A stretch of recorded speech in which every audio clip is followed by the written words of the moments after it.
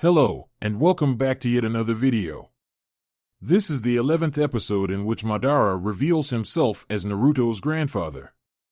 He injected both his own and Hashirama's cells into Naruto. As a result, Naruto gained strength, awakening the Sharingan and, later, the Rinnegan. To show your support, click the like button and subscribe. Let's get this show started. Happiness, joy, and overwhelming emotions ran around Naruto's body. They gave him a feeling he never felt before. For the first time in years, Naruto cried. His face had even forgotten the taste of tears. Tears had forgotten which path they took whenever they departed from his eyes. This was the first time Naruto cried in front of someone.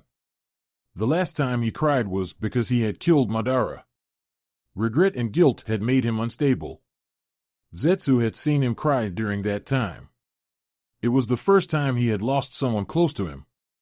The fact that he had been responsible for that loss made him cry. This time he was crying. But for different reasons. This time it was not because of guilt and loss, it was because of pure bliss. His tears were out of happiness other than sadness. That was happening because of the woman who was hugging him affectionately. He did not want to allow his tears to come out when the woman appeared before him. He had tried all his best to hold them back. But when she hugged him, he lost that ability to hold back his tears. Her hug was flowing with motherly love, warmth, and pure happiness. All that Naruto could feel perfectly well. He could also tell that the woman was overjoyed by seeing him. He had no doubt about that. He could also feel her tears on his skin. Hugging her was unlike anything. Not that he had been hugged often. The warmth she gave him was unlike any other. No one had given him the warmth she gave. She was unique. He felt complete, at peace in her embrace. Naruto had never thought, even in his wildest thoughts, that a simple hug would force him to experience the kind of emotions he was feeling. He was so proud at being in control of his own emotions. He was not ashamed to boast at being a master of his emotions. But here he was having lost control over his emotions. The odd thing was that he felt that there was nothing wrong with it. Naruto hugged her firmly. Her whole body was pressed against his. She did not complain though, she just allowed him to do what he wanted. Finally they separated from their embrace. Naruto did not want to let go, but he settled for placing his hands on her shoulders with a smile, a genuine smile. The woman was truly beautiful. Perhaps this was the first time he had called a woman beautiful. Her red hair only added to that beauty. "Mother," he said, his tone losing its impassiveness that it always carried. "Musuko," the woman said in a tone filled with complete happiness and warmth. "You have grown quiet wonderfully, Naruto," she said. "Sit down with me, will you?" Naruto sat down obediently next to his mother Kushina Uzumaki. Perhaps Kushina was the person he held in a higher regard than anyone else, even though she was dead. Even more than Madara. This was because she was his mother. She was the one who gave birth to him. She had to mean more to him than anyone else. "It's wonderful to see you, mother." "I have always wanted to meet you," Naruto stated. Rather happily. Now he was able to contain himself. But his eternal expression of impassiveness was replaced by one of happiness. "It's good to see you too, you know," Kushina exclaimed happily.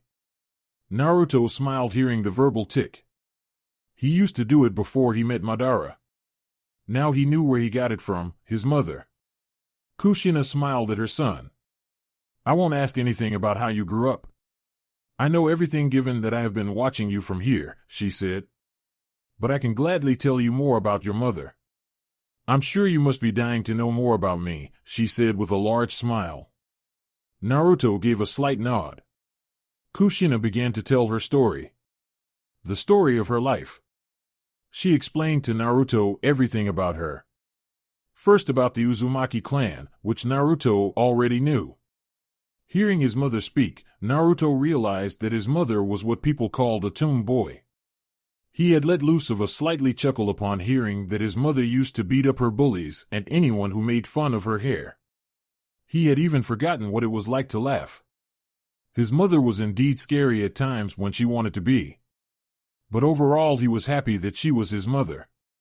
He could not expect less or more from her. She was just perfect. Madara never told him anything more about her. He only told him that she was his mother. Hearing more about her from her own mouth was refreshing. You know, I was very surprised to know that Madara Uchiha was my father. My mother never told me anything about my father even before I was sent to Konoha to become the Kyuubi's Jinchuriki, Kushina stated.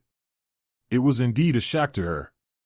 She had thought that her father was someone else, not the legendary Uchiha and co-founder of Konoha. She was just as much as an Uchiha as Naruto was. Nevertheless, she was a proud Uzumaki and would continue to be that one. I was also surprised when he told me. Perhaps happier at the same time. I did not have any family and was lonely at that time, but hearing that I had a family at that age made me happy. Kushina smiled sadly knowing that it was time. She went on to hug Naruto again before letting him go. I am happy to have met you, Naruto, she said sadly. I would have loved to hold you as a little baby, breastfeed you. But that was not to be. Naruto refrained from interrupting her while she spoke. He allowed her to say what she wanted to say without any interruptions. She had lost him the day he was born. He had to let her speak. It was the least he could do for her. But anyway, I am proud and happy to call you my son, she said. Naruto, can you do something for your Okaya-san? Naruto nodded. I want you to enjoy your life, smile a bit more than you have been. It would please my heart knowing that my son is living happily even when I'm not with him. Naruto simply smiled and nodded. I cannot ask you to forgive Minato. But I want you to know that Minato might have been a bit too trusting and sometimes an idiot. But he was the most kind-hearted man I have ever known.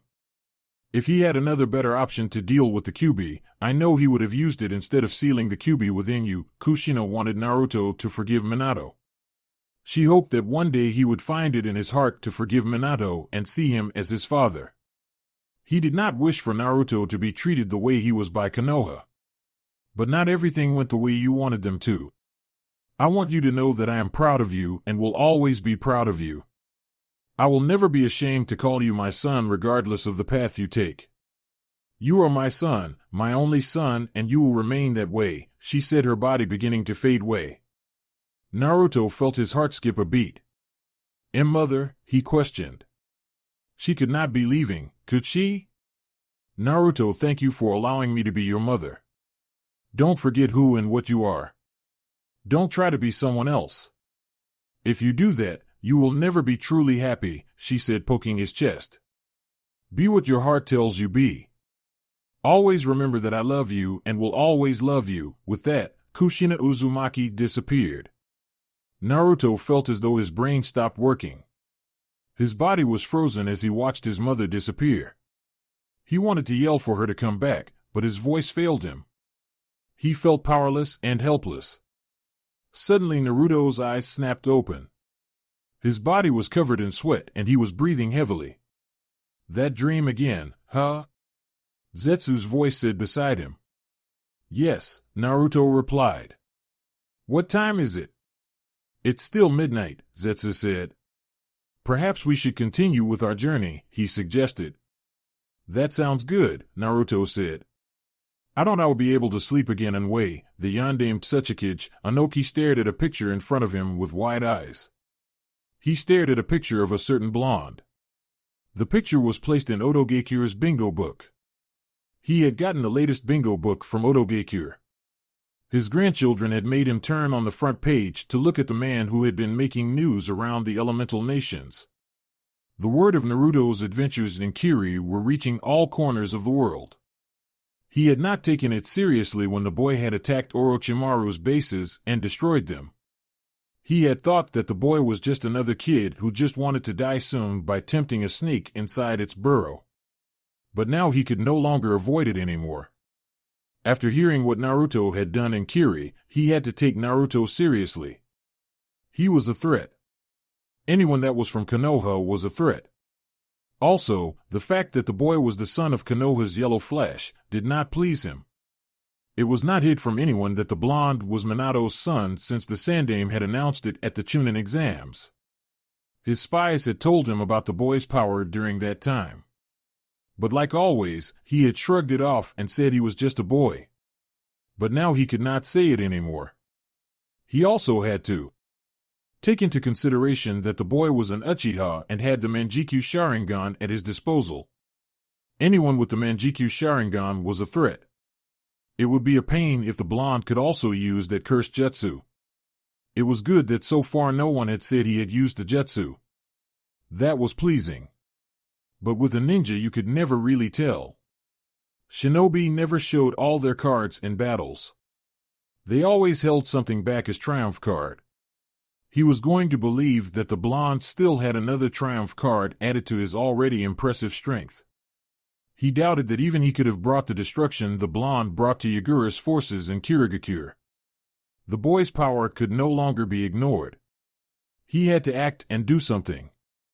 During Naruto's younger age, he looked like his father, but now he was different. There was no mistake about it. He no longer took after his father in looks. In fact, he looked like him. The thought made him study the picture carefully. He looked at Naruto's right eye. The Sharingan was activated. He looked at that uncaring eye. It was as if it was looking down at him as if he was just a mere nuisance. The armor the blonde wore reminded him of him again. The way his hands were rested on his chest just reminded of him. The hairstyle and length only made him look like Madara reborn with blonde hair. Yes, it was as if he was staring at another Madara. The thought did not dwell well with him. The bingo book from Otogekure had ranked the blonde S rank. The rank was fitting. It was just troublesome because Konoha seemed to be getting even stronger. They still had two Senins, Kakashi, Madogai.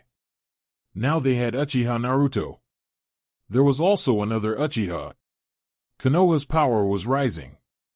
Yo, a female voice spoke. Old man, what's wrong? You look like you have seen a ghost. Anoki looked at the young woman speaking to him. It was his grandchild. She never showed him any respect. It's nothing, he muttered. Gramps, you know bottling up inside is not good for you. Especially given your age, Anoki's eyes twitched. He hated being reminded of his age. He was indeed old, but he did not appreciate being reminded of it. If it was not for the pressing matters, he would have been retorting and yelling at his grandchild to show him some respect. His eyes looked back at the bingo book entry. For now he would do nothing. No, he would not even place the blonde in his bingo book. He would wait then act. Acting without proper assessment of what he is dealing with will never not give him positive result. Yes, for now he would watch from the shadows and gather all things needed before he can act. With those thoughts, the old man smiled to himself. Somewhere in the Earth country, Zetsu glanced at Naruto. They had been traveling at a rather fast pace. Naruto had said he wanted to deal with Orochimaru quickly and return to Konoha. Zetsu was not sure if that was the only reason. He had said it himself just a week or so before that he was not in a hurry to return to Konoha. So why the sudden change? It was also unlike Naruto to do things in a hurry. He always liked to do things at a comfortable pace without rushing them to avoid failure and to get the perfect results. Perhaps he was questioning a lot. No, he was not. Zetsu told himself in thought. It began when Naruto decided to take Yugao with him to Kiri. Sure, he knew the woman. But he could have taken her to some place or Miko would clone to guard her till she woke up. He could have also left her with Tazuna in the Wave Country. Despite not being familiar with him, Zetsu doubted that Tazuna would have refused to cater to Yugao after what Konoha had done for his country, more specifically Team 718 that Naruto was also part of at the time. Zetsu shook his head, clearing his thoughts. Perhaps he was being paranoid, thinking things too deep. Zetsu, Naruto said, getting his companion's attention. Do you think we should remove the clone that is attached to Danzu? He asked, slowing down his pace. Zetsu looked at Naruto curiously. Why do you ask? Don't you think it gets boring when you know everything your enemies are planning? I mean, there are no surprises. You are never put into a difficult position because you always know what they are going to do, thus prepared for anything. It does make sense when you put it like that. And it makes things interesting, Zetsu responded. I thought as much. Obito is a little better at keeping things to himself. We only know what Akatsuki is planning, but with him personally, we don't know. At least he can keep things interesting, Naruto stated. But with Danzu, I always know what he is going to do, Zetsu nodded. I guess you are right. You know, you almost want to kill Danzu simply because you know everything he does. That does not make things interesting enough. No, he had been paranoid and wrong. There was nothing wrong with Naruto. He was just fine. The silence had not meant anything much. It was just that Naruto did not have anything he wanted to say. Only Naruto could say something like that. I do wonder why you are keeping him alive. I can't go around killing everyone who is my enemy, Zetsu. And if I were to kill that old man, things in Konoha will only be boring. Besides, he has yet to do anything that warrants his death, Naruto explained. Zetsu nodded with a sigh. He should have expected as much from Naruto. The council would only be annoying to him, but Danzu was different. He was ruthless, cunning, and manipulating. Just what Naruto needs for things to be interesting. But at the moment they were not, because Danzu never surprised Naruto because he always knew what the elder was doing. You do know that he is a threat along with his army. And he is not the one to do things in legal grounds. Yes, I am aware of that. Just because I am stronger than him does not mean that I can always outsmart him. Danzu is a threat, I see him as such, but there are risks in allowing him to live and stopping to spy on him, Zetsu countered. Naruto turned to look at Zetsu. I thought you knew me well enough, he said. What is life without risks, Zetsu? Again, he did not wait for Zetsu to reply. Risks make us to be always on alert. When you live knowing that there are threats, you always keep your guard up, your senses in high alert. People like Danzu remind you that if you become careless, you will pay dearly. Zetsu nodded, understanding Naruto's words. What can I expect from Orochimaru this time? After our last encounter, I doubt he will be open just like last time. Naruto asked about his next opponent. I thought you said you liked to be surprised. Naruto just remained quiet. Whether his words we heard or just ignored, Zetsu knew that Naruto was waiting for his answer. He has not done anything serious to prevent you from reaching him. Excellent, Naruto said. I want to end this as quickly as possible. Karen must be going bullocks with White Zetsu's clone keeping her guard. You are right about that. She almost tore him apart in one of her episodes. Zetsu said, shaking his head. Then she has become uncomfortable. We should be able to get to her in a week or less after dealing with Orochimaru. They continued to walk at a slow pace as they had already arrived at the general area of Orochimaru's hideout. Slowly but surely they finally made it. The day was still young, so within a few minutes, depending on how quickly Naruto dealt with Orochimaru, they would be leaving the hideout. The plan is the same as last time. You search for the mask while I handle Orochimaru, Naruto stated as they had reached the secret entrance of the hideout. Got it, Zetsu said and sunk into the ground. Naruto calmly performed the necessary actions to get inside the hideout. He walked inside the hideout with his eyes scanning the place. Orochimaru liked dark places. His hideouts had a certain theme about them, dark and creepy. With Orochimaru, there were always traps around the halls of the hideout. Luckily, he was using his Sharingan perfectly well. At least Zetsu had given him the directions of Orochimaru's throne room. Oddly, each hideout had a throne room for the master. This gave much about Orochimaru's personality. He saw himself as a superior being, superior to everything. Being that he had servants and his own village, and an army of experimental humans, he felt as a king. Naruto could only shake his head at the thought. Not even he thought himself as a king. Perhaps he felt superior to others in terms of power. However, that was not just for saying. He was indeed superior to many in terms of power. Sanins were arrogant. Because they had been named as the legendary Shinobi, they thought they stood out to everyone. Naruto did not think that they were not powerful. They were indeed powerful, but even he could not be proud of a rank he achieved by surviving a fight with a man. Naruto finally reached the throne room. It was hard to sense chakra from the dark passages. But here he could sense several chakra signatures. No doubt the largest was Orochimaru. Speaking of the man, he was on his throne, legs crossed and head resting on his right arm. He had a smirk planted on his face. "Welcome, Naruto-kun. I was wondering when you would appear before me after your little show in Kiri," Orochimaru said while his servants simply kept their eyes on Naruto. "Little show?" Naruto said with a ghostly raised brow.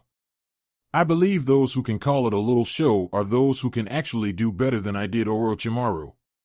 And in your current state I doubt you could have even laid a finger on Yagura," Orochimaru continued smirking. He was not going to allow a little brat to overwork him. "I wonder how you can remain calm and confident. Last time I did show you who was superior. I was thinking you would be running away knowing that I would be after you. That is what a snake does best after all, oh my. You are rather talkative today, aren't you, Naruto-kun?" Orochimaru said with a grin, a creepy grin. "Do not get overconfident, boy. Things will not proceed as they did last time, let me guess. They will be different because you are a Sannin, right?" The slight frown from Orochimaru gave him the answer. Naruto shook his head disappointedly, "And here I thought you were smart, Orochimaru, that seemed to do the trick." Well, aside from that, Orochimaru never noticed that before when Naruto appeared his Manjikyu was activated. Or perhaps he saw but shrugged it off as it was seemingly deactivated. Orochimaru snapped his fingers and 4 figures stepped forward. "Sending your children to their deaths, are you, Orochimaru?" Orochimaru ignored Naruto's statement. "Give our guest a proper welcome visit," he ordered. "Hi, Orochimaru-sama," the 4 figures replied in union. Naruto's eyes shifted towards the 4 figures before him. "This is the famous Sound 5, no rather 4. The leader is dead, such a pity." His words were not to console the Sound 4. No, he knew the leader of the group, Kimimaro, was the strongest, perhaps even stronger than Kabuto if it were not for his illness. Someone from the Kagaya clan would have definitely given him a good dance. "Who the fuck do you think you are?" the red-haired woman said. She was the only female in the throne room. "Is that a rhetorical question?" Naruto asked, his eyes staring into the red-haired woman's eyes. She was about to say curses when her teammate stopped her. "Tayuya, don't get riled up before we even fight our opponent. Fuck you, fatty," she said irritably. This was another kind of woman that Naruto was seeing. He had never seen her kind before. Perhaps she was the way she was. Because she spent most of her time in the company of men, thus never gets the chance to do anything womanly. "Are you just going to stand there, or are you gonna come at me?" That did the trick. They charged at him. All 4 of them. With the way they disappeared, Naruto knew it would be tricky. They were the Sound 4, and the 4 of them were used to working as a team. This meant that they could coordinate their attacks perfectly in sync with one another. Another thing to their advantage was the Cursed Seal. Naruto was not going to give them a chance to use their Cursed Seals. If he allowed them to do so, it would prove nasty and time-consuming for him. With that, Naruto activated his Eternal Manjikyu. "Unfortunately, I have important matters to deal with, Orochimaru, and I am short in time." Having said that, "I will not take much time with you," Naruto stated, preparing to fight the Sound 4.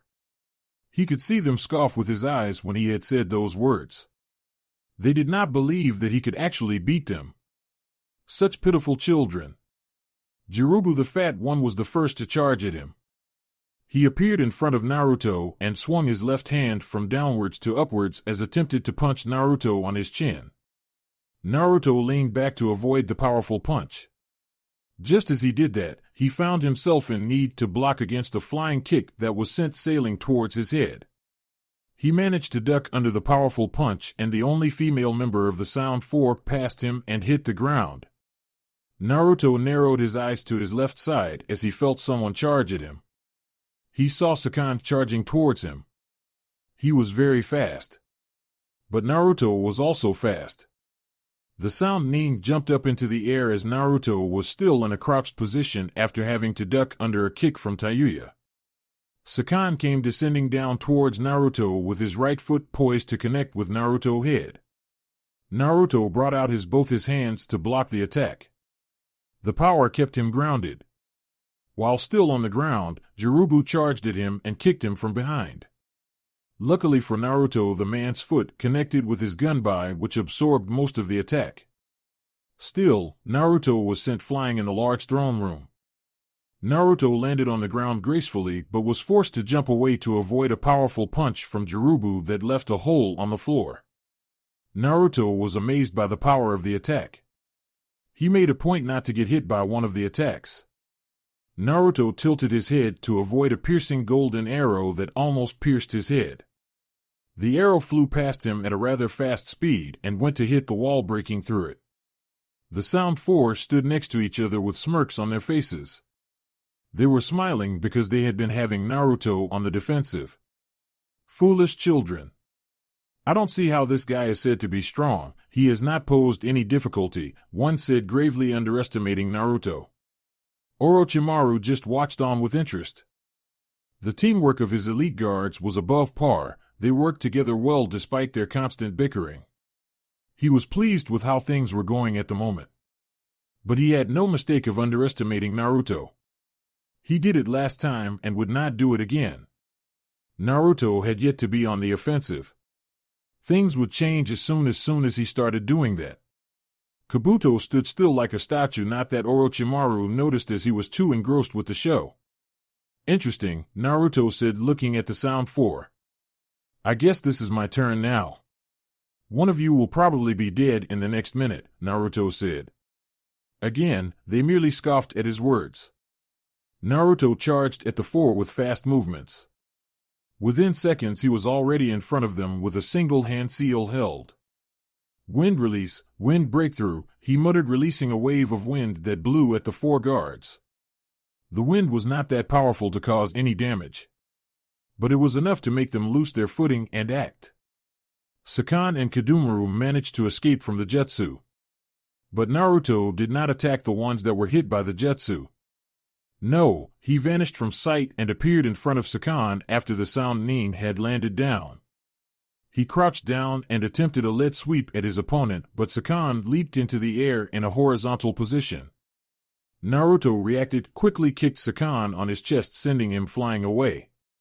Upon landing on the ground, Naruto sidestepped a punch from Kidomaru. Within another second, Tayuya was at him with a raised foot, attempting to kick him on his temples. Naruto simply caught the kick with both his hands. It appeared to be what the Sound Four wanted, as Jirubu came charging at him with an intent to break a few bones. Naruto yanked Tayuya's leg and gripped it tightly before spinning around once and sending her flying towards Jirubu. Jirubu reacted quicker, surprisingly quicker for someone his size, and caught Tayuya. Just what Naruto wanted. He flashed behind the two before they could get hold of their bearings. Before he could pummel the back of Jirubu, Sakan appeared in front of him to intercept him. Naruto did not waste time to act. Amaterasu, he muttered. Sakan was engulfed by black flames that began to consume his flesh little by little. Gah, he screamed as the black flames' heat ran around his body. He fell to the ground, kicking and screaming as he tried to put out the fire, but nothing seemed to work. Naruto took out his blade and walked calmly towards the fallen bodyguard. He channeled wind chakra into his blade, poising to cut off Sakan's head to end his misery. But he was stopped from going further as an arrow hit just in front of him. He looked up to see Kidomaru holding a bow. "One step closer to him and I will spill your guts out with the next arrow," he hissed. He thought he could actually pierce Naruto's gut with his arrows. Arrogant child. Naruto said nothing. Simply, he put back his sword on his sash, and then he finally spoke. "I wanted to end his misery quicker. But I guess you like seeing him suffer," he said. No way in hell was Naruto feeling pity or sorry for the poor bastard. He cared less for any of them. Kidomaru's response was shooting arrows towards Naruto. Naruto was forced to backflip several times to avoid being pierced by the arrows. He stopped when he hit the wall. An arrow came flying towards his chest, piercing him. Before there could be any celebrations, the Naruto that was hit simply disappeared in a puff of smoke. A minute later, Sakam was already dead due to extreme pain, and a part of his body had already been consumed by the black flames. Naruto appeared behind the 3 left elite guards. He did not want them to use their cursed seals, as it would prolong the fight, something which he did not want. Lightning release, lightning dragon, Naruto muttered before the 3 opponents took notice of them. They did, however, notice the chakra spike from behind. But before they could do anything, the lightning dragon had already reached in. It hit them dead on and gave them incredible shocks throughout their bodies, leaving their entire bodies paralyzed, temporarily. Naruto knew that Orochimaru had sensed him from behind his guards. And yet the Snake Sannin did not warn them. So the Snake Sannin was not going to get involved even when he thought that his children were in danger. Naruto would definitely use that to his advantage. He flashed towards the 3 opponents. He grabbed Kidomaru by his neck and lifted him up before punching him on the gut. He then proceeded to knee the guard before throwing him into the air. He spun around. As he did, Kidomaru was coming back towards him. Naruto kicked Kidomaru like a ball and sent him crashing towards the wall. He moved fast and kicked Jirubu away from Tayuya. A few seconds before the paralyses wore off, Naruto placed his hand on Tayuya's forehead. "Sigh of the Yellow Dragon," he muttered, and gathered large amounts of chakra. Even Orochimaru, who wondered what Naruto was up to, felt the chakra. Naruto delivered a huge amount of debilitating shock to Tayuya. The then generated excessively huge amount of electric chakra that made his body glow slightly and released it through his hand on Tayuya's forehead. Orochimaru was now alarmed as he felt the electricity Naruto had generated. He could see Naruto's entire body sparkling with lightning. His curiosity got the better of him as he decided to watch the show. The huge amount of electricity that Naruto released burned through Tayuya's body and turned it to ash. Naruto sighed and turned around as he felt a spike of malicious chakra. The jutsu he had used required large amounts of chakra. It would probably leave a Jounin-level ninja drained of chakra once used. The 2 remaining opponents had activated their cursed seal, something that Naruto did not want to happen. "Well, I guess it can't be helped," he said to himself, and withdrew his sword. Kidomaru, who was now holding a golden blade, was the first to charge at him. He got closer to him and attempted a vertical slash across his chest. Naruto leaped back to avoid the attack. Kidomaru did not stop with his attacks. He swung his blade horizontally, attempting to cut Naruto's head off his body. Naruto brought out his own blade, blocked the attack. His opponent retrieved his blade and began to thrust his blade towards him with fast and precise attacks. Had it not been for his Sharingan and speed, Naruto was sure he would have been cut several times. Kidomaru was good with a sword. No, he was just exploiting the weaknesses to his Kenjutsu. Suddenly Kidomaru crouched down. Just then, Jirubu appeared with his large fist gunning straight to Naruto's face. Naruto immediately brought out both his hands, even the one holding his blade. Big mistake. Jirubu's fist crashed onto Naruto's hasty defense. The punch held so much power that it forced Naruto to drop his blade and send him crashing towards the wall. His hands were still shaking in front of him as he was now part of the wall. Jirubu was quick to attack Naruto again. Naruto only managed to move his head to avoid the punch Jirubu had sent his way. The punch hit the wall and broke through it. Naruto's eyes met with Jirubu's. "Haven't you been told that it's suicide to look into the Sharingan while fighting against it?" he said. Tsukuyumi, locking eyes with him, knowing that he could use Genjutsu on him. "Ignorant child." A second later Jirubu was falling down, but Naruto caught him. He winced though as his hand hurt from being hit by Jirubu's earlier punch. Naruto placed 2 of his fingers on Jirubu's chest where his heart was located. "Lightning release, false darkness," he muttered, and released a beam on lightning that pierced through his opponent's heart, killing him instantly. Naruto was not given another chance to breathe as a wave of arrows came flying towards him. He used Jirubu as a shield before throwing him towards Kidomaru. Kidomaru saw his dead teammate flying towards him and opened his mouth. He released spider web's liquid that wrapped itself around Jirubu's corpse. Naruto used the distraction to his advantage by flashing behind his last opponent while he was still focused on Jirubu's dead body. "Lightning beam," he muttered. A lightning beam shot towards Kidomaru, who tried evading the beam, but it ended up piercing his right shoulder, shocking him and also leaving him stunned. Naruto did not waste a second. He flashed closer to Kidomaru and placed his hand on his chest. Sigh of the Yellow Dragon, the results were the same when he used the jutsu on Tayuya. Naruto walked towards his fallen sword and picked it up. "Now Orochimaru, shall we?" Naruto stated, holding his blade. He walked towards Orochimaru's throne before stopping upon. Noticing that something was very wrong with Orochimaru. "You are weakened, severely," Naruto stated, observing Orochimaru, who was still sitting comfortably on his throne. "No wonder you did not even attempt to take advantage of my dance with your children." He finished his statement with a bit of disappointment in his voice, but his face stayed impassive as always. Orochimaru simply smirked.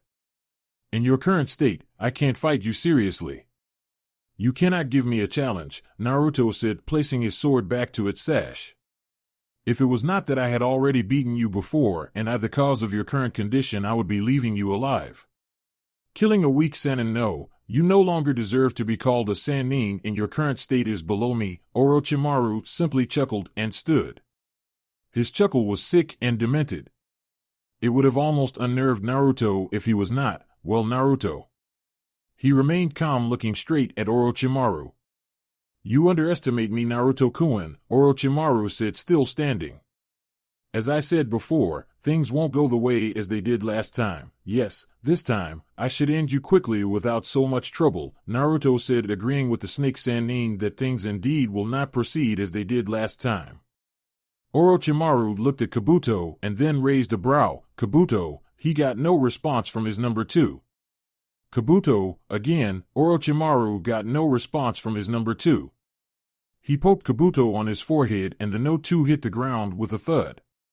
He was unblinking, his eyes were fixed on a same spot and his body was just frozen. Orochimaru frowned. He was not expecting Naruto to have moved onto Kabuto while he was still fighting his elite guards. This was surely the work of a genjutsu. Well, it did not matter anyway. Kabuto had been useful to him. But if things were to go as he planned them to, he would no longer need Kabuto. Orochimaru opened his mouth and a snake came out carrying the sword of Kusanagi within its mouth. He gripped the sword with his left and before taking it with his right hand.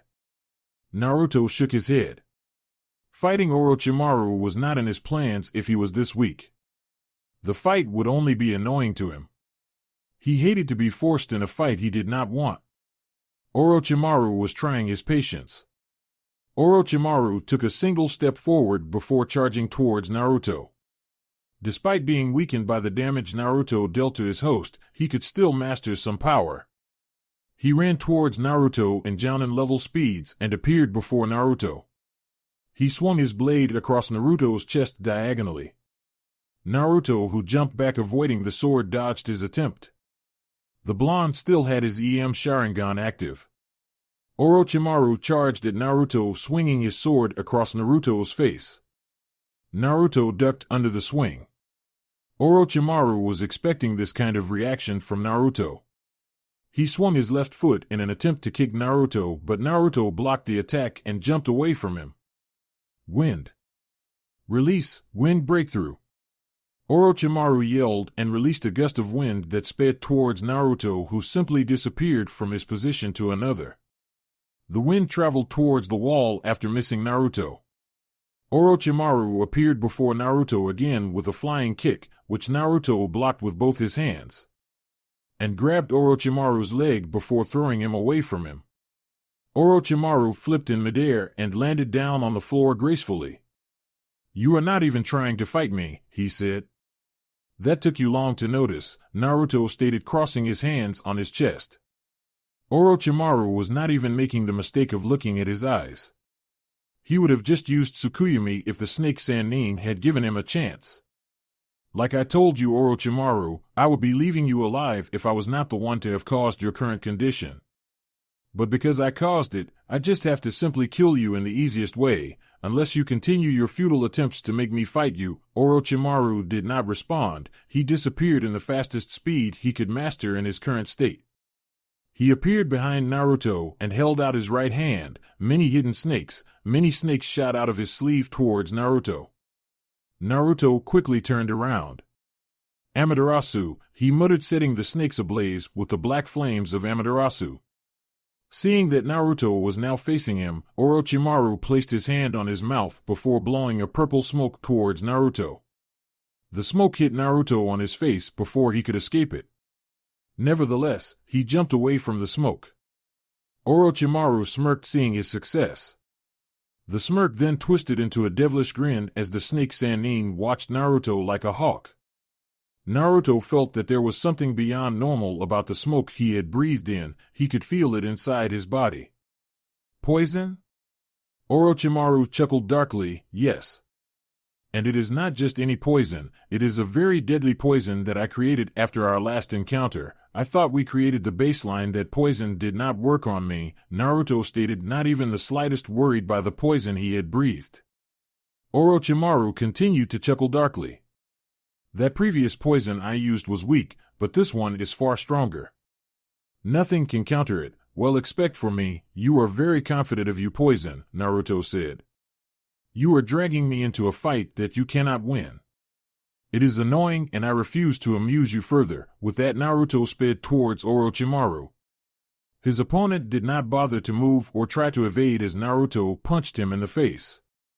Naruto then caught Orochimaru by his leg and threw him with a lot of power towards the wall. Even Naruto could tell that Orochimaru had allowed himself to be hit and thrown easily. He had not made an attempt to dodge him. Naruto rushed towards the wall where Orochimaru had crashed. Within the debris, a dark chuckle escaped and a hideous snake appeared. Naruto was intrigued upon seeing the snake. Orochimaru had something planned. The snake opened its mouth wide. Naruto had been flying towards the snake as he wanted to pummel Orochimaru further. He was unable to save himself from being a meal to the snake. It intercepted him at a rather fast speed. The world changed and Naruto found himself staring at the hideous snake. "This is your true form. Second time I see it, but I still cannot get used to it. It's hideous. You have truly made yourself a monster of a snake, Orochimaru," Naruto stated calmly, not worried the slightest by the new surrounding he found himself.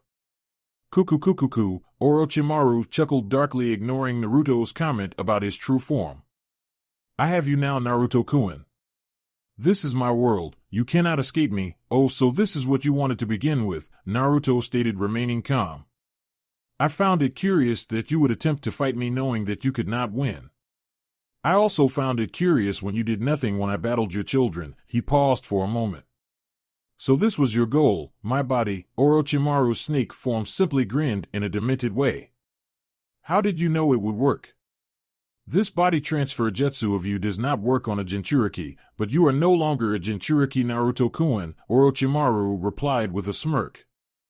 "You knew I was no longer a Jinchuriki before you even attempted to use this jutsu on me," Naruto stated. "Orochimaru, you had no intentions to fight me to begin with.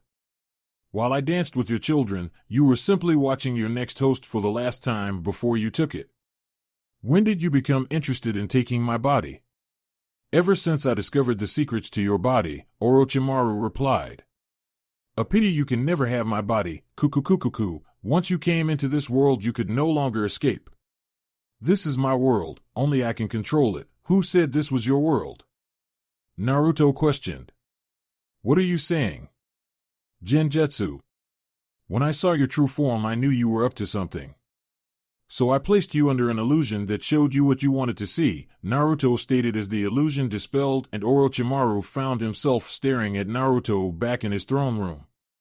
"You have tried this jutsu before on Itachi. Do you remember what he said?"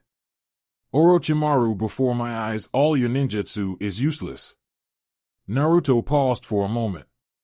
Orochimaru scowled at being made to remember that embarrassing memory. Orochimaru thought he could take over his body after he had failed to do so on Itachi's body, arrogance. So I Uchiha Naruto will repeat those words again since you failed to understand them last time. Orochimaru, before my eyes your ninjutsu is useless. Orochimaru charged at Naruto, looking infuriated by his words. He was still wondering why Naruto had yet to weaken because of his poison. The poison was deadly, he had tested that. Perhaps Naruto was just having a delayed reaction to the poison. Naruto drew his blade and charged it with wind chakra. Orochimaru's head came lunging towards him. Naruto jumped back to avoid Orochimaru, but the snake continued to march towards him. Just as Orochimaru was about to hit him, Naruto crouched down and swung his sword across Orochimaru's snake form. The blade cut off some white snakes that seemed to be part of Orochimaru's body. In fact, his whole body was simply comprised of hundreds of white snakes except for his head. The snakes Naruto had cut released a deadly gas that Naruto saw and made to get away from it. Orochimaru's tail caught him before he could do anything. It hit him sideways and sent him flying away. Naruto recovered quickly and landed on the ground. He stared at Orochimaru, who was charging towards him. Amaterasu, he set Orochimaru's face ablaze with the black flames, causing the snake to halt its movements towards him. Naruto ignored Orochimaru's hisses of agony. Orochimaru, you forced me to enter into a fight I did not want. You surprised with the attempt to steal my body. But you have tried my patience, he stated. Because of that I will put your body through agony, I will cook it and I will set it ablaze with flames that cannot be extinguished. After that I will cut it to pieces. He could have liked to put the snake through mental trauma at first, but now Orochimaru's eyes could not be opened because of the black flames on his face. Orochimaru did not listen to Naruto's words. He was busy trying to put off the flames that were slowly eating his face. Naruto did not bother with what Orochimaru was doing. He went through hand seals, lightning, release, lightning dragon. The lightning dragon hit Orochimaru, causing him to scream in more agony. Naruto hit the snake with another lightning dragon. When Orochimaru's body was flowing with electricity, Naruto fired a large fireball at Orochimaru. Then he took out his sword and sharpened it with wind chakra. He proceeded to chop Orochimaru into multiple pieces before setting the pieces ablaze with black flames. Naruto did not know when Orochimaru died. After hitting him with the second lightning dragon, he had stopped struggling as his body had become engulfed with too much electricity. Orochimaru desired immortality because he was afraid of death. He did not wish to end up like his parents. The snake Sannin did not like being mortal. His choices, research had led him to many ways as he sought immortality. He did find it, but at a cost. Because of his host being unable to handle all of his power, Orochimaru could never use his full power. He could not even use Senjutsu chakra he had gone through much trouble to learn. Perhaps that was why he desired a body of an Uchiha.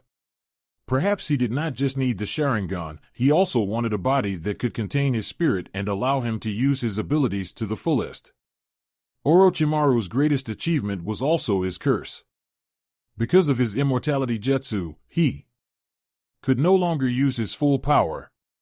Naruto needed him to be at full to consider him a challenge. He could have at least postponed his death had it not been for his immortality jutsu. Naruto heard a whistle from above and looked up. Zetsu was partially visible on the ceiling, his head upside. Am I missing something? Zetsu shook his head. I found it, he said. Good, let's get out of here, Naruto stated, walking away. He stopped suddenly when he noticed Orochimaru's blade. He must have dropped it when I threw him into the wall, Naruto thought, picking up the blade. Zetsu, he called. Keep it safe, he said, throwing the blade towards his companion. Zetsu caught it and followed Naruto from behind. With that, they made it out of the hideout.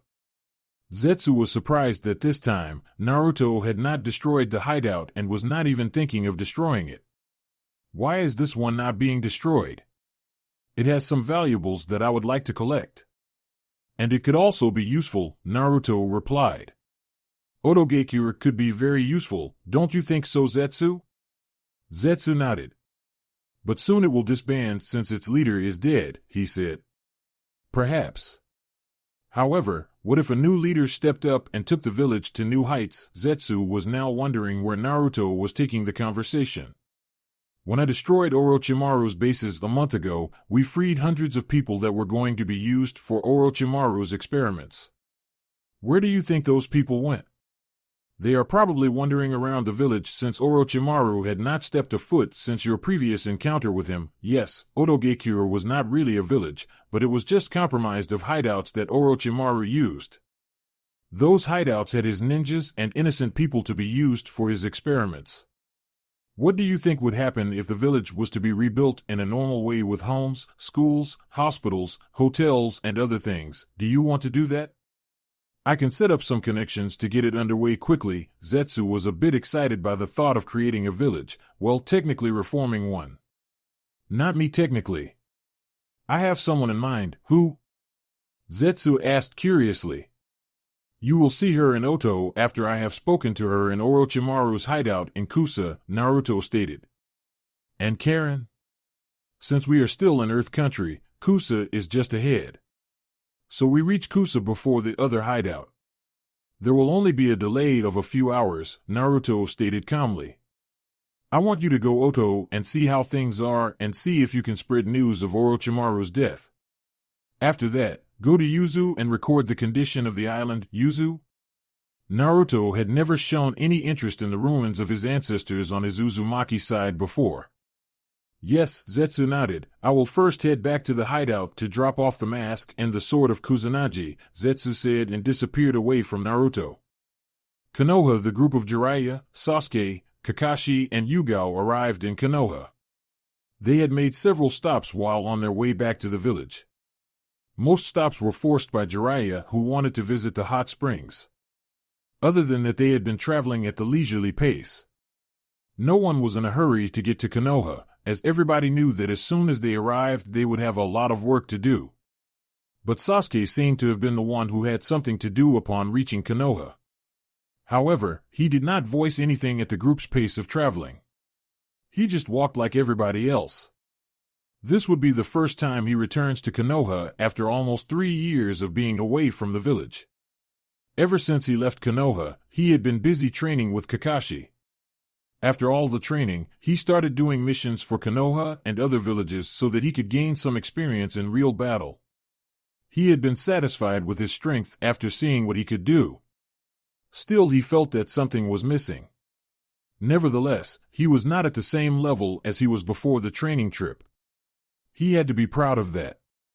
His use of the cursed seal was also far superior than anyone. Jiraiya had said so. He rarely used it though. Kakashi had advised him to use it as his ace when all else fails. He accepted that advice and the cursed seal was his ace. He could use it from level 1 to level 2, thus utilizing all the power of the mark Orochimaru had left on him. Never had he thought that he was going to return to the village with his current mentality. He never thought that he could actually be caring for other people other than himself and his revenge. Well, he had to thank his one-eyed sensei for the change. The scary thought would be that since he would be smiling to people, it would attract more fangirls. He shuddered at the thought. He hated fangirls. With Sakura and Ino at the academy having to gape all over him was enough. He did not want to go through the ordeal of being chased by love-crazed fangirls again. But the change was good. He had never felt happy ever since his traitorous brother massacred their clan. He would admit it to himself that he had been miserable ever since then. But he would not admit it to anyone. That would be damning to his pride. He still had it in him. The group walked towards the office of the Hokage. Tsunade was having a dull day. Miraculously today there had been little paperwork for her to do. She had finished it early before noon. She did not have to worry about the hospital since her students, Sakura and Shizum, were in charge of it. They were the best medics in Konoha, but not better than her. But she was positive that Sakura would surpass her in a few more years. The girl had really come a long way with her training. Shizune had done most in terms of training Sakura medical ninjutsu. With this day like this, she was thinking of going home to take a nap. Perhaps a drink before that. She sighed as she heard a knock on the door. Enter, she said. Just then, as the door opened, she sensed something at the window. I'm home, Jiraiya said, making his appearance. Tsunade glared at her former teammate for disturbing her peace. Why could not he just use the door like everyone else? Damn it, Jiraiya. When will you learn to use the door? Jiraiya just grinned at Tsunade. Tsunade sighed again and looked at the people who had entered her office through the door. She raised a brow when she saw who it was. Ah, Kakashi, Sasuke, you have returned, she said. Yugao? Yes, Hokage-sama, the woman responded with proper respect. What happened? She asked, her tone getting serious. During my last mission, my team was, she went on to explain everything to Tsunade like she had done to Jiraiya and Kakashi. She made sure not to miss anything except for a few private things. So that's what happened, Tsunade sighed, rubbing her temples. Damn. She was sighing a lot today. Anko and Kurenai will be relieved when they see you. They had been bugging me to go on a search for you, she said. Yugao had never thought of what her friends might think when she decided to stay at Kiryu with Naruto. She felt guilty for making her friends worry about her. She could hope that they would understand. Sasuke, Kakashi, I am happy that you have returned safely to the village. And I am happy with the results of your training, she said with a smile. She had seen the report on the training from Jiraiya, and she was very pleased. When Konoha Shinobi became strong, they made Konoha strong and her job much easier. Hi, Hokage-sama, Kakashi saluted while Sasuke remained quiet. Tsunade looked at Jiraiya. Did you confirm everything? She asked in a serious tone. Yes. Everything is true. Yugao here witnessed the whole thing as she too participated, Jiraiya replied. Tsunade eyed Yugao. This is going to cause me more headaches. I think the council already knows it too. They have been busy lately ever since the news came alive. No doubt they are planning something, Jiraiya added. The question is what? Tsunade looked at the three in front of her. If there is nothing else, you two can leave, she said, pointing at Kakashi and Sasuke. You go to ANBU HQ and give your report, she said. Surprisingly, Sasuke spoke for the first time. Actually, there is something, Hokage-sama, he said. Let's hear it, Tsunade said while the others looked at him curiously. I would to make a request, he began. I want everything that was confiscated from the Uchiha compound returned. I don't know anything that was taken from the Uchiha compound, Tsunade stated. That is understandable. You were not inside the village when massacre occurred. The council knows about it, Sasuke replied without missing a heartbeat.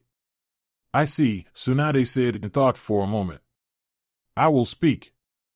To them I don't see anything wrong with that. Is there anything else? There is one thing left, but it will wait until Naruto returns, Sasuke stated. The others looked at him curiously, again wondering what the other thing was that had to wait for Naruto. If that's all, you are dismissed, Tsunade said. A few minutes later, Yugao stopped hopping on the rooftops and stood still. She was on her way to ANBU HQ, but stopped when she felt that her senpai was following her from behind. Kakashi dropped next to her with his famous eye smile. You could told me you wanted to speak with me before I left Tsunade-sama's office, she looking straight at her former ANBU captain. Kakashi gave a nonchalant shrug. How is he? From your personal viewpoint, he asked, getting straight to the point. Yugao knew who he was. Honestly, he is fine but lonely. I don't think he has yet to realize it because he is always busy doing something, she said. Well, at least he is fine for now, Kakashi said, sighing in relief. He was really worried for the blonde. He had always cared as far as he can remember. You know, you should speak to him, try to get closer to him, Yugao suggested. I have tried that before, but I never succeeded, Kakashi replied with a sad-eye smile. You should try again when he comes back. He will talk to you. Naruto had basically called Kakashi someone precious to him. You think so? Yes, Yugao replied with a reassuring smile. Naruto might be cold, indifferent, and never showing sympathy. But he is a good person when you look deep inside. Well, he is kind only to his friends. Other people he cares less about. Yugao finished with a thought. Kakashi smiled. That definitely made his day. Kusagakure, a single day was all it took for Naruto to reach Kusa, since the village was just outside of the Earth Country's borders. But Naruto took his time in getting there. He had been traveling leisurely alone while he made plans for Odo. Zetsu was busy doing the assignment that had been given to him. There was nothing that would include fighting that was left for him. He just had to speak to someone and then go to the Fire Country. Naruto walked calmly towards the hideout he had been traveling towards. It was also fairly hidden like all of Orochimaru's hideouts. But this one was just full of Orochimaru's army of experiments, humans that have been experimented in. There were a lot of them inside the hideout. Orochimaru had turned them into nothing but hideous and uncontrollable monsters. It was why he even kept them locked inside the cells unless he wanted to free them for his amusement. Orochimaru was really a mad scientist. Naruto passed through the entrance of the hideout. It was closely guarded, but Naruto simply used genjutsu on the guards to put them to sleep to avoid fighting. He did not want to draw a fight with mindless monsters. He also did not want his target to run away upon finding out that there was an intruder in a base she was controlling. Naruto passed through multiple cells. There were ones that had normal people that had yet to be used for experiments. But if Orochimaru was to remain alive, he would have surely come for them for one of his crazy experiments. He looked at them and saw how even some children were inside the cells crying for someone to help them. He felt something in his heart. Pity? No, he did not care for Kiri regardless of the situation it was in. And yet, here he was feeling some sort of pity for the children waiting to be used for experiments. Did it remind him of his own childhood? Did it remind him of the times he used to be hopeless accepting anything that came towards him? Naruto shook his head. Thinking like that was very wrong for him. With a last glance, Naruto walked towards the dark pathways of the hideout. Hey, Naruto cut off the man by placing another genjutsu. He could have simply killed the man, but he refrained from it. He could not just go around killing everyone. Odo would be low on Shinobi if he did that. Still, he wanted to get to the main room of the hideout without so much trouble. This was the first time he was being silent and doing something. Usually he would have just waltzed into the place causing havoc. But he did not want to fight anyone soon. It would only be an annoyance if he was to fight anyone. He also did not want to alarm the person he was looking for. Arriving at the large room, Naruto entered without so much as checking for anything like traps. He simply entered without a second thought, like he knew around the place, like he was familiar with it. Who the hell are you? And what are you doing here? A woman yelled at him sitting from a chair behind a desk. This was Orochimaru's study. This room had a lot of scrolls, possibly information on experiments. You are Guren, correct? Naruto said, walking closer to the light blue-haired woman who was now standing up staring at him. Yes, she said. You still have not answered my question. Answer me or you will pay with your life, she said threateningly. Apparently, threats like that amused Naruto, and he managed to smile slightly. It was also apparent that Guren had not been watching news lately. If she had been, she would have known who he was. Naruto had no doubt that his name was being whispered around all shades of the elemental nations. I have not come here to fight, Naruto said. What do you want? I have not seen you from the base before. How did you even get inside here? I used the entrance, Naruto replied, moving in front of Guren, who looked ready to attack him any time. Guren studied him, everything about him, from toe and head. He was certainly not some weak shinobi. Another fact, he was wearing a Konoha forehead protector. That raised all alarms in her head. Another was his Sharingan that was staring at her. But not all that fazed her. She moved closer to him and grabbed him by his collar. What is a Konoha shinobi doing in my hideout? Tell me why I should not kill you here now? Naruto yanked her hand and moved his hand fast and precise, and grabbed her neck tightly. His Sharingan morphed into EMS. Tsukuyumi, he said, getting the woman under the most powerful genjutsu. Guren found herself in a blood-red and black world. She immediately knew that it was a genjutsu and tried to dispel it, but failed miserably. She tried to do it again, but it was futile. As soon as Naruto appeared, she attacked him.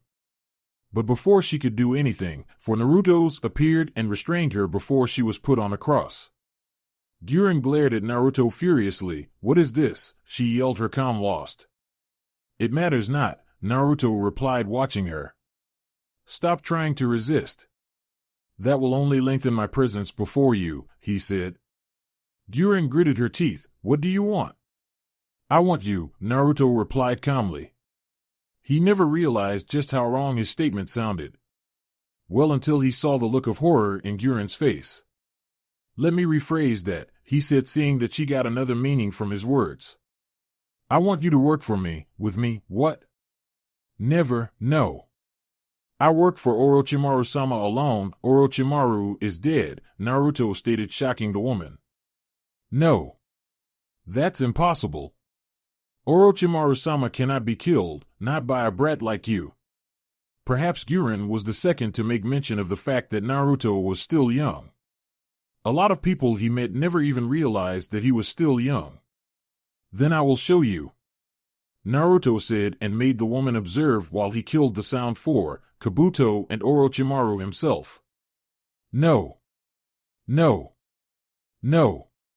That's not real. It was just an illusion. Orochimaru-sama can't be dead. He could not be killed. Not like that. I assure you that is reality. You being one of his most trusted must know where he was a few days ago," Naruto said. "As for proposite-no," she screamed. "I will not work for you. If Orochimaru-sama is dead and killed by you, then the only thing I can do is kill you. You cannot do that unless I allow you to. Your master failed to do it. You cannot. Killing me is beyond you," Naruto said, rubbishing any hope that she could actually succeed in killing him. "Do you want to test that?" "No," Naruto answered without a thought. "If I do that, I would end up killing you, since I have already left many alive on my way to you." Guren gritted her teeth. "I swear I will kill you the moment she was cut off." Naruto freed her from his genjutsu and unleashed a murderous killing intent upon the woman. The weight of the killing intent forced her to the floor and made breathing very difficult. She almost coughed up her guts. This was the first time Naruto had used his killing intent to subdue someone. He never really used it. He preferred to use his hands to subdue his oppositions. However, today he was in no mood for a fight, thus, using his hands was not on the cards. "Shut up, woman," he said in a tone full of power and authority. The power behind the voice had Guren nod vigorously as he stopped his killing intent. Good, all that power that made her want to be submissive under his will was all gone. For a second Guren thought it may have been just an illusion.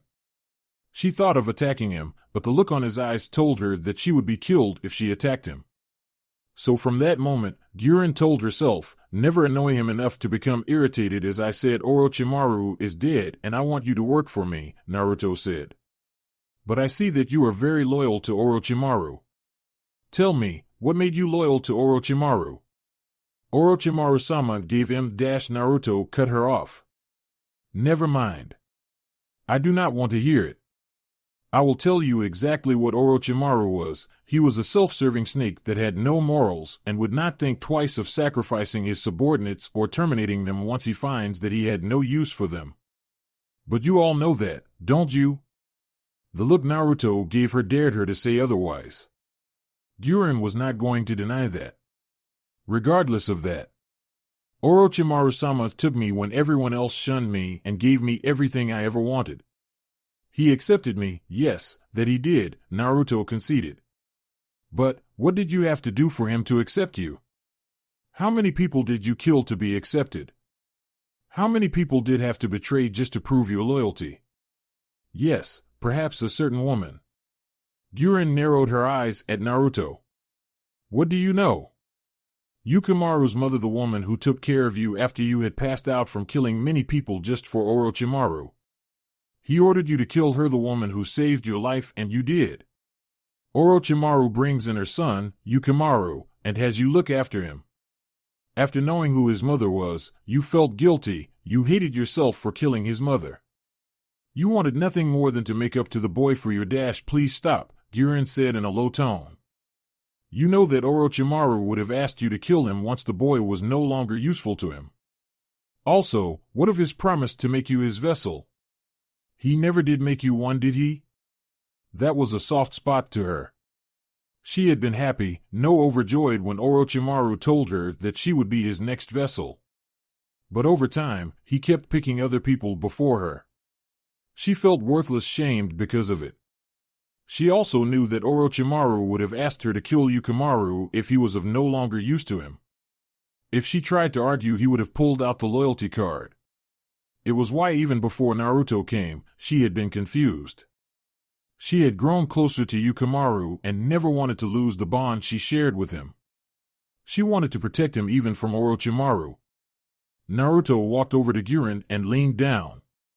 He lifted her head by her chin with his right hand and stared into her eyes. So fierce, strong, and loyal, he said, moving his hand down her chest. His fingers poked her breasts, yet so fragile, Guren wanted to smack him for touching her possessions. But looking at his eyes, she could tell he was not interested in her breasts. That led her to the conclusion that he was referring to her heart when he said fragile. She felt somewhat insulted by that. Naruto stood up and walked away from her. If I was Orochimaru, I would be saying that, work for me and I won't tell Yukimaru what you did, but I am not like that. I care less for that, he said. You can either work for me or not, it's your choice. I won't kill you for refusing. I will just find someone to do the work I want you to do.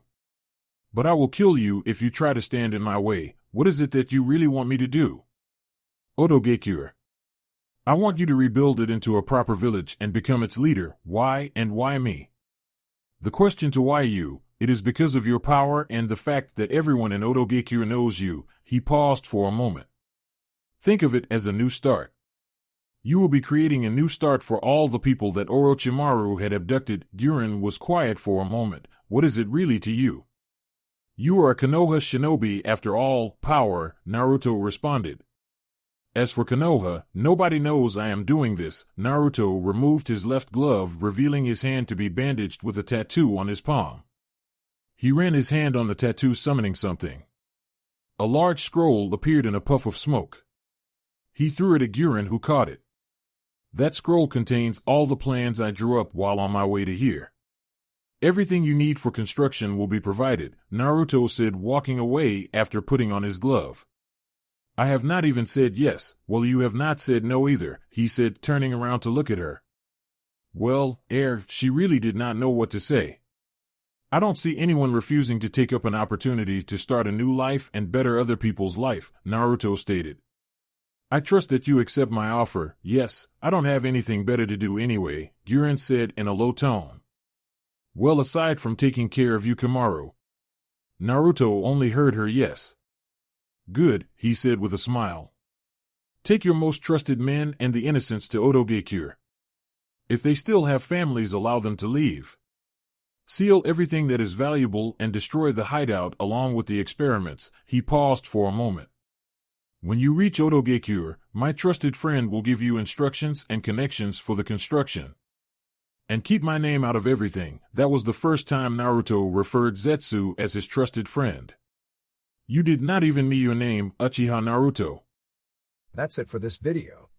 I hope you all enjoyed the video. Don't forget to like the video, subscribe to the channel, and follow me on my other social media accounts. Anime God here, and I'm signing off.